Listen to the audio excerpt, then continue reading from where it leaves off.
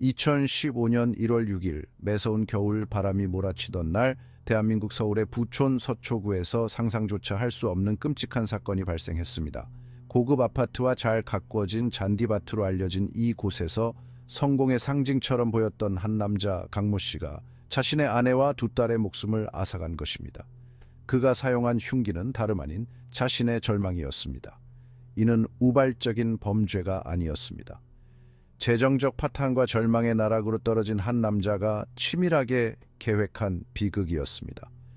강 씨의 범행 소식은 대한민국 전역에 큰 충격을 안겨주었습니다. 한때 존경받고 부러움을 사던 남자가 어떻게 그토록 잔혹한 짓을 저지를 수 있었을까요? 수사가 진행되면서 그의 완벽한 가장이라는 가면 뒤에 숨겨진 어두운 진실이 드러났습니다. 바로 재정적 파탄, Shattered Dreams, 그리고 교묘한 자기애의 속박이었습니다. 이것은 바로 그들의 이야기입니다. 강모 씨는 한때 성공의 전형과도 같은 인물이었습니다. 서울대학교를 졸업한 그는 특유의 명석한 두뇌와 흔들리지 않는 야망으로 승승장구하며 대기업 임원 자리에까지 오르게 됩니다. 그의 주변에는 늘 존경과 질투가 뒤섞인 시선이 따라다녔습니다. 아름다운 아내와 사랑스러운 두 딸, 서초구의 고급 아파트까지 그의 삶은 노력하면 누구나 성공할 수 있다라는 한국 사회의 믿음을 그대로 보여주는 듯 했습니다. 하지만 운명은 그에게 가혹했습니다. 강 씨가 공들여 쌓아 올린 세계는 그가 연이어 잘못된 투자를 하면서 무너지기 시작했습니다.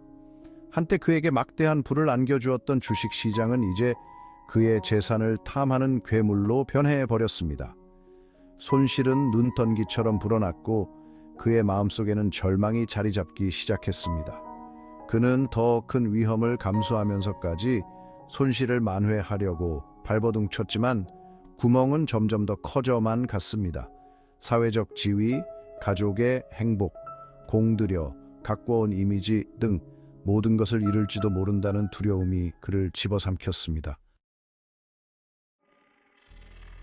처음에는 사소했습니다. 여기서 소액 대출을 받고 저기서 카드론을 받았습니다. 하지만 마치 서서히 퍼지는 독처럼 빚은 그의 삶 구석구석까지 파고들었습니다. 그는 가족들에게 자신의 재정적 문제를 숨긴 채 평범한 척 행동했습니다. 안락한 삶에 익숙해져 있던 아내는 남편의 웃음 뒤에 감춰진 그림자를 알아채지 못했습니다. 하지만 악성 종양처럼 진실은 영원히 감춰둘 수 없는 법입니다. 빚 독촉은 날이 갈수록 심해졌고 강 씨는 자신의 처지를 비관하며 괴로워했습니다. 한때 unshakable 했던 자신감은 무너졌고 그 자리를 무능력함이 채웠습니다. 그는 스스로를 실패자, 가족에게 짐이 된 존재라고 생각했습니다. 자신이 가족에게 수치를 안겨주었다는 죄책감에 숨이 막힐 지경이었습니다. 재정적 파탄이 현실로 다가오자 그의 생각은 끔찍한 방향으로 흘러가기 시작했습니다. 그는 자신의 행동에 대한 책임에서 벗어날 수 있는 방법은 단 하나뿐이라고 생각했습니다. 바로 모든 것을 끝내는 것이었습니다. 자신의 목숨과 아내 그리고 두 딸의 목숨까지도 말입니다. 그의 뒤틀린 생각 속에서 가족에게 닥쳐올 고통과 굴욕을 막아줄 수 있는 유일한 방법은 죽음뿐이었습니다. 그의 치밀한 계획은 소름 끼칠 정도였습니다.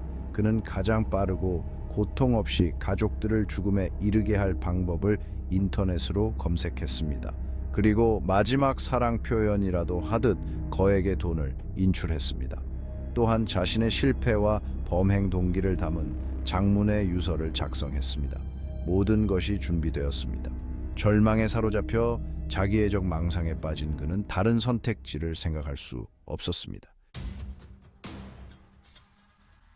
강모 씨의 재판은 세간의 이목을 집중시켰습니다. 그의 범행 과정이 세상에 드러나자 온 국민이 경악을 금치 못했습니다. 검찰 측은 강 씨를 가족의 미래를 송두리째 앗아간 냉혹하고 계산적인 살인마로 묘사하며 강력한 처벌을 요구했습니다. 반면 변호인 측은 강 씨가 극심한 정신적 고통에 시달렸고 감당할 수 없는 경제적 압박감 때문에 범행을 저질렀다고 주장했습니다. 하지만 배심원들은 변호인 측의 주장을 받아들이지 않았습니다. 수일간의 심의 끝에 배심원단은 강 씨에게 모든 혐의에 대해 유죄 판결을 내렸습니다. 한때 성공한 기업 임원이었던 강모 씨는 결국 무기징역을 선고받았습니다. 판사는 최후 진술에서 강 씨의 범행이 얼마나 끔찍한 결과를 초래했는지 강조하며 피해자와 유가족 그리고 사회 전체에 큰 상처를 남겼다고 강력히 비판했습니다. 비록 사법 정의는 실현되었지만 강 씨의 범행으로 인한 상처는 한국 사회에 깊숙이 남아 지워지지 않을 것입니다. 전문가들은 강모 씨의 범행 원인으로 그의 재정적 파탄 외에도 또 다른 요인, 즉 자기의 나르시시즘에 주목했습니다. 그들은 강 씨가 자신의 중요성에 대한 과도한 신념, 즉 실패의 무게에 쉽게 무너지는 취약한 자존감을 가지고 있었다고 분석했습니다. 그의 자존감은 성공, 지위, 완벽한 가장이라는 이미지와 불가분의 관계였습니다. 그런데 공들여 구축해 온 세계가 무너지기 시작하자 그의 자아는 그 타격을 감당할 수 없었던 것입니다. 그는 자신의 실수에 대한 책임을 받아들일 수 없었고 자신의 행동에 대한 대가를 치르는 것을 견딜 수 없었습니다. 성공으로 감춰져 있던 그의 자기애적 성향은 그를 어둠 속으로 몰아넣는 원동력이 되었습니다. 그는 사랑하는 가족의 목숨까지 앗아가면서까지 자신이 만들어낸 이야기 속 주인공으로 남고 싶어 했습니다. 서초동 일가족 살인 사건은 한국 사회에 큰 충격을 안겨주었습니다. 성공, 지위, 물질적 부를 중시하는 한국 사회의 어두운 단면을 적나라하게 보여주었기 때문입니다. 끊임없는 경쟁 속에서 성공을 추구하다가 한 개인이 파멸에 이를 수 있다는 사실을 보여준 것입니다.